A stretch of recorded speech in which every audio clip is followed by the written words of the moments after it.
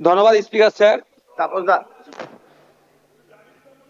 আপনাকে all India secular front পার্টির পক্ষ থেকে স্বাগত জানাচ্ছি স্পিকার নির্বাচিত হওয়ার জন্য।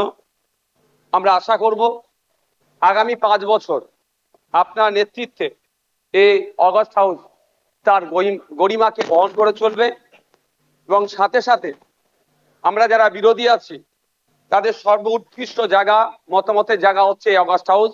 আমরা আমাদের মতামত নির্দ্বিধায় নির্বিঘ্নে এখানে রাখতে পারবো এবং যারা শাসক দলে আছে আমাদের মতামতের ভিত্তিতে গঠনমূলক অবশ্যই যেগুলো হবে সেগুলোকে গ্রহণ করবে। স্পিকার স্যার, আপনার অনুমতি নিয়ে দু একটা কথা বলবো, যদি এই প্রসঙ্গ নয়। সত্যি আমি আজকে বসে খুব ফিল করছিলাম, হাসছিলাম মনে মনে। আজকে তাপস রায় বাবু যে কথাগুলো বলছেন খুব একটা ফেলে দেওয়ার নয়। আমি আমি আমি আমি বলবো, আমি 2021 সালে নির্বাচন হওয়ার পরে 6টা মাস এমন দিন পার করেছি, আমার মনে হচ্ছিল যে আমি ইস্তফা দিয়ে দিই, অন্তত আমার ছেলেগুলোর উপর অত্যাচার যদি বন্ধ হয়। এই সময় ফিল করেছি, পার করেছি।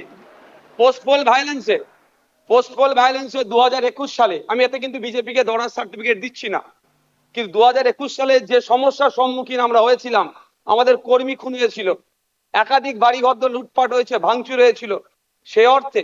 তবে হ্যাঁ, একটা জিনিস, এই 2026-এ দাঁড়িয়ে কিন্তু বেশ কিছু ধর্মের স্থান আক্রান্ত হয়েছে। মাননীয় মুখ্যমন্ত্রী মহাশয়কে এবং বিজেপি যারা আছে তাদেরকে বলবো সেইগুলো আপনারা লক্ষ্য রাখবেন, সেগুলো লক্ষ্য রাখবেন। আজকে এই হাউসে এই হাউসে এই হাউসে যে যে কথা চালাচালি হচ্ছে, আমি বসে বসে ফিল করছিলাম সময় গিয়েছে আমাদের বক্তব্য, বিরোধীদের বক্তব্য শাসকের পছন্দ হয়নি, চিৎকার করে বন্ধ করে দেওয়া হয়েছে। এই হাউসেও কিন্তু 21 থেকে 26 আমরা দেখেছি। আমরা আশা করব ওই দিনটা আসবে না। আমরা বিরোধী যারা আছি গঠনমূলক প্রস্তাব রাখবো, শাসক দল যারা আছেন তারা গ্রহণ করবেন। মাননীয় মুখ্যমন্ত্রী মহাশয় একটা কথা বললেন, খুবই ভালো লাগলো। আমরা যারা একাধিকবার বিভিন্ন দপ্তরে লেটার করেছি, ন্যূনতম রেকগনাইজ আমাদের লেটারকে করা হয়নি, ইনক্লুডিং চিফ মিনিস্টারের কাছে। আজকে যে কথা বলেছেন এটাকে আমি স্বাগত জানাচ্ছি, যে উনি অন্তত কথা বলেছেন যে মিনিস্টাররাও রিকগনাইজ করবে, অর্থাৎ প্রাপ্তি স্বীকার করবে। আর একটা কথা উনি বলেছেন অল্প হলেও কাজ করব। আমরা বিরোধী, আমরা পজিটিভ কথা বলবো, রাজ্যের স্বার্থে বলবো, রাজ্যের জনগণের স্বার্থে বলবো। অহেতুক বিরোধিতা করার জন্য বিরোধিতা আমরা করব না। সুতরাং মুখ্যমন্ত্রী মহাশয়কে বলবো, অল্প নয়, আমরা যেগুলো আর্গুমেন্ট করব, আমরা যে ডিমান্ড গুলো রাখবো, ব্যক্তি স্বার্থের জন্য নয়, মানুষের স্বার্থে, নির্বাচিত হয়ে এসেছি তাদের স্বার্থে, সেগুলো আপনি পুরোপুরি যদি আমাদের জন্য, বাংলার মানুষের জন্য করেন, আমরা আপনার কাছে অবশ্যই কৃতজ্ঞ থাকবো। আবারও মুখ্যমন্ত্রী মহাশয়কে ধন্যবাদ জানাবো। দীর্ঘদিনের স্বপ্ন এটা আমাদের সকলেরই, যে আমাদেরকে নির্বাচিত করে এই হাউসের মধ্যে পাঠাচ্ছে। মাসের শেষে আমরা 1,21,000 টাকা নিয়ে বাড়ি যাচ্ছি। আমরা সেই জনগণের জন্য কি রোল প্লে করছি, কি বক্তব্য দিচ্ছে হাউসের মধ্যে, না হাউসের মধ্যে এসে শুধু সময় কাটিয়ে চলে যাচ্ছি। যে আপনি লাইভ স্ট্রিমিং এর যে কথা বলেছেন, এটাও আমি আপনাকে কৃতজ্ঞতা জানাচ্ছি, স্বাগত জানাচ্ছি। এটা হওয়াটা খুবই দরকার ছিল।